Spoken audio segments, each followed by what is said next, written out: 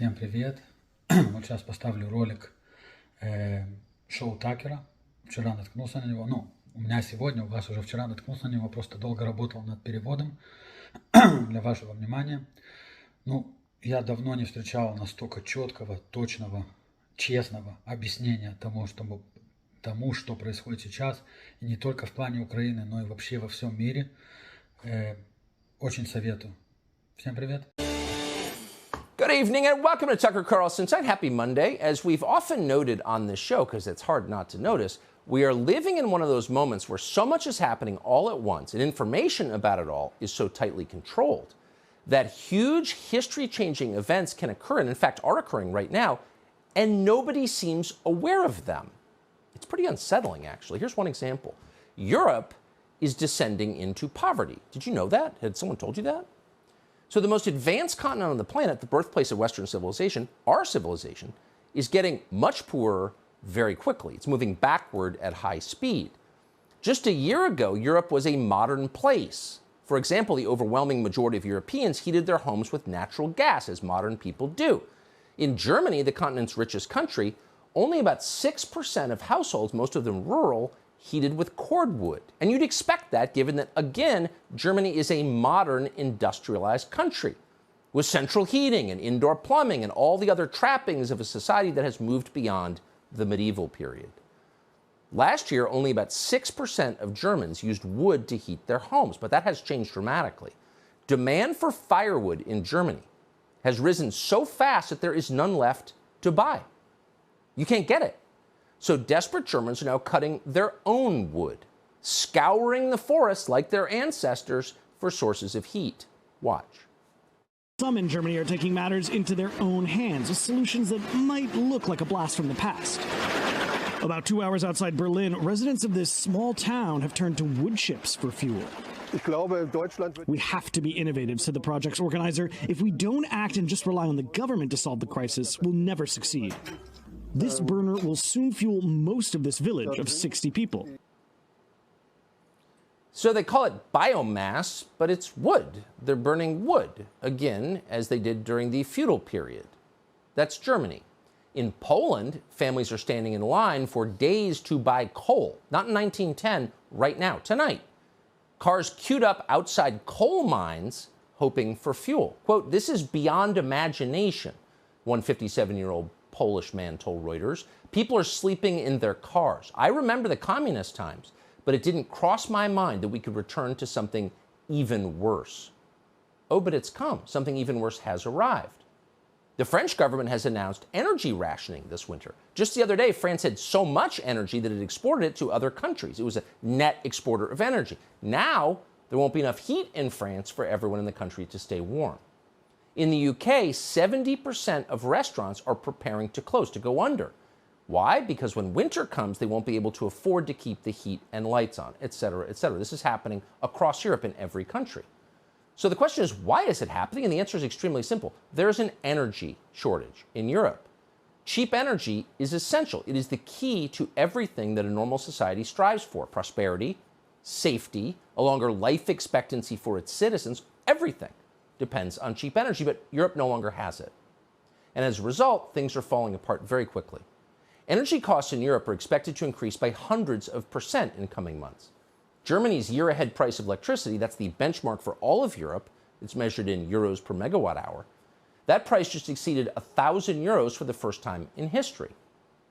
For perspective, just a week ago, last Monday, the cost was about 700 euros per megawatt hour, and that was a record. In other words, the price rise is approaching 50% in a single week. In France, electricity went up 25% in one day. That was last Friday. Imagine that happening to you. Here's what Europe looks like tonight. In Europe, it's lights out at major monuments and tourist attractions as a long, hot summer gives way to what officials worry could be a bitterly cold winter. Skyrocketing energy prices have put Europe on a war footing, with Russia as the enemy. Nous sommes dans ce qu'on appelle une guerre hybride. We are in what can be described as a hybrid war, said French President Emmanuel Macron. Russia uses energy resources, like it does food, as a war weapon to exert pressure.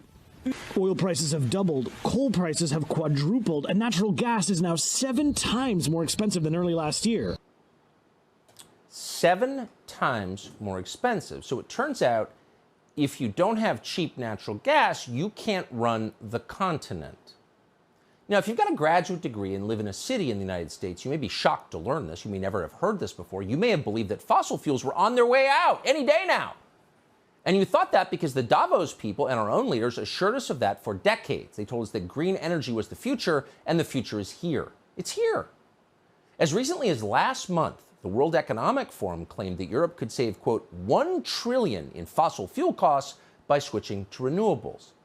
But it turns out, and this may not shock you, they had no clue what they were talking about. They knew nothing about the subject they talked about endlessly. Green energy cannot replace fossil fuels. Not now, not anytime soon. Fossil fuels remain what they have always been, the key to civilization. That is true now. That has been true since Homo erectus started the first cooking fire in a cave nearly 1 million years ago. So-called green energy is not close, is nowhere near replacing gas and oil and coal. It's measurable. We could have known this. Anyone with 8th grade math skills could have figured out in about 10 minutes that we cannot replace fossil fuels with renewables or green energy. And of course, they must have known that. When they told you otherwise, it was just posturing. It was childish and destructive fantasy talk that apparently fooled millions of their citizens and millions of ours. The Green New Deal means what it always meant. It means poverty. And the people pushing the Green New Deal must have known that all along. They don't actually believe climate change is an imminent threat. If they actually believed climate change was an imminent threat, an existential emergency, the first thing they would have done, the very first, would be to ban private jets. Oh, but no. To this day, Al Gore still flies on private jets. Barack Obama owns tens of millions of dollars of beachfront property. He knows the oceans aren't rising. Come on. So they're all in on it. It's a scam, but they don't care because they know they personally will escape the consequences of their own policies. So when the French president announces that his people are facing the end of abundance, he's not talking about himself. He's not facing the end of abundance. None of them are. Macron and all of them understand they will always be rich and always be protected. They know that for certain. What's changed, what's so very interesting, is that suddenly everyone else who's been paying attention can see that they were lying. They are frauds, and the entire population of Europe now knows that. Donald Trump, to his credit, whatever you think of him, caught on to this early. 4 years ago, Trump warned Europe about its energy future during a speech at the United Nations. The German delegation laughed at him. Remember this? Germany will become totally dependent on Russian energy if it does not immediately change course. Here in the Western Hemisphere, we are committed to maintaining our independence from the encroachment of expansionist foreign powers. It has been the formal policy of our country since President Monroe. Oh, they're laughing. We have green parties here in Europe. You have no idea what you're talking about. But they're not laughing anymore. The Europeans have discovered that the real threat to human civilization is not global warming. It never was global warming. The real threat to people is global cooling, otherwise known as winter. Far more people freeze to death every year than die of heat. In 2019, for example, 4 times as many people died of cold as of heat. That's according to the Institute for Health Metrics and Evaluation. So when temperatures in Europe begin to drop a few months from now, this is a huge problem, and that will be obvious to everyone. It's not global warming, it's global cooling. That's what's going to kill your grandmother. And when everyone understands that perfectly well, a lot of things are going to happen. The status quo will crumble. Factories will close. Unemployment will rise. Disposable income will disappear. And you're seeing signs of that already. Personal savings rates are down dramatically. In this country, 60% of Americans can't cover an expected $400 expense. Credit card debt increasing year over year by 13%. That's the biggest jump in 20 years. Total household debt set an all-time record of $15.8 trillion. That's in this country. It's also true, similarly, in Europe. So how will spiraling energy costs affect all of this? And what will be the cascading effect?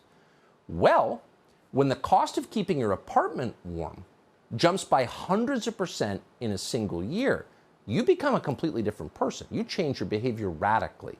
You're no longer tempted to buy a new $1,400 iPhone, or shop at Whole Foods, or even pick up an extra cappuccino. The entire consumer economy grinds to a halt because there's no discretionary income. So it is impossible to overstate the downstream effects on the world of an energy crisis. Everything changes. How are the central banks responding to this? Not well. They seem to be making things worse on purpose. You know, in the United States, we're told not to notice what the Fed does because the Fed is now diverse and therefore great. Amazing piece in the AP just the other day announcing that, quote, leadership at the Federal Reserve has become its most diverse ever. There are more female, black, and gay officials contributing to the central bank's interest rate decisions than at any time in its 109-year history. Okay. In other words, relax. We've got affirmative action. Everything's fine. Great. But somehow it doesn't seem to be working. The same central banks that intentionally caused inflation, and they did, those same central banks are now hiking rates to destroy demand. The problem is, this isn't a demand problem. This is a supply problem, and it stems primarily from the war in Ukraine. Because of that war, the West does not have enough energy to continue its economy or its society. Europe responded to that war by imposing sanctions that they knew would inevitably cause energy shortages. They knew it when they did it. Here's the president of the European Commission back in May. And let's be clear, it will not be easy, because some member states are strongly dependent on Russian oil, but we simply have to do it. So today we will propose to ban all Russian oil from Europe. Really? Are you going to be keeping your apartment at 49 degrees Fahrenheit? Will you be walking to work? No, of course not. You'll have whatever you want forever. But the rest of us, she informed us, quote, simply have to do it. And it's not just energy that's being affected by these sanctions. In Brussels, Joe Biden warned that food shortages are inevitable. Remember this?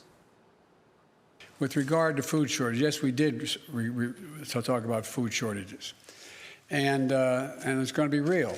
The price of these sanctions is not just imposed upon Russia. It's imposed upon an awful lot of countries as well, including European countries and our country as well. Oh, so we're all going to have to buckle down for freedom. We have to shovel billions to Ukrainian oligarchs who clearly hate the United States because it's the right thing to do. We need to hurt Russia because it's our moral duty. So did these sanctions actually hurt Russia? They caused food and energy shortages throughout the West. No, they didn't hurt Russia. Russia today has more than enough energy, more energy that it can use or sell. In fact, Russia has so much excess natural gas that it's simply setting it on fire. That's right, flaring it, as they say. A Russian plant near the border with Finland is burning $10 million worth of natural gas every day. This seems like a big story. So how's the media covering this? Well, here's the BBC. Quote, scientists are concerned about the large volumes of carbon dioxide and soot it is creating, which could exacerbate the melting of Arctic ice. Really? That's your concern? More global warming? When the immediate effect is to make it impossible for people to Europe to stay warm. You can reach a place in your society where the people in charge and their lapdogs in the media become so completely disconnected from the concerns of actual people, become so totally uninterested in the lives of citizens, that the society becomes very volatile, and we are fast approaching that point. So we could fix this problem. The solution to this catastrophe is very straightforward. End the war in Ukraine. Reestablish energy flows into Europe and save the global economy, including ours. Is Joe Biden doing that? Are other reckless Western leaders like Boris Johnson doing that? No, they're doing the opposite. They're sending billions more from their dying economies to Ukrainian oligarchs, and for no good reason. The UK has committed $2.8 billion to Ukraine in a country where 70% of pubs may close because they can't afford electricity. This is a government that's preparing for power outages in the middle of winter.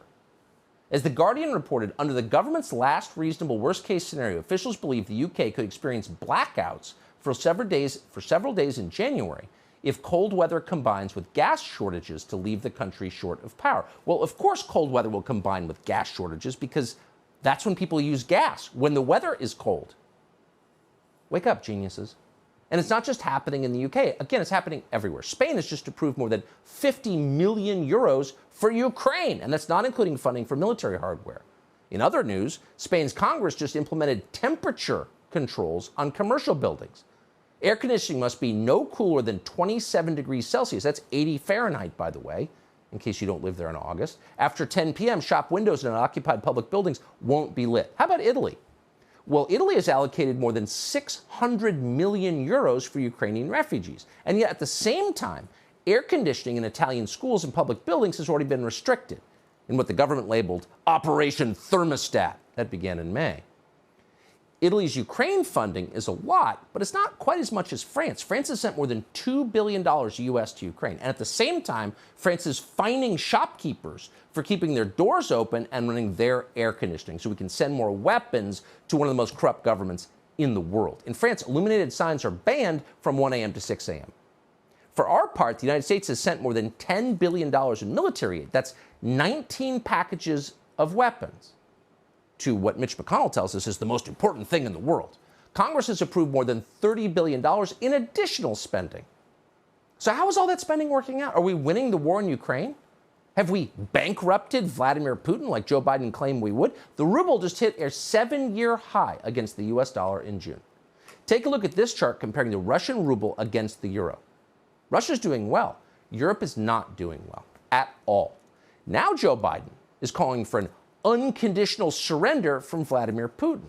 Here's the weird thing. By any actual reality-based measure, Vladimir Putin is not losing the war in Ukraine. He is winning the war in Ukraine. And Joe Biden looks at that and says, we won't stop until you proffer an unconditional surrender. This isn't bad policy. This is nuts. It makes no sense. In fact, it only makes sense if the goal is to completely destroy the West in order to make way for Chinese global dominance. What would be the other explanation for this behavior?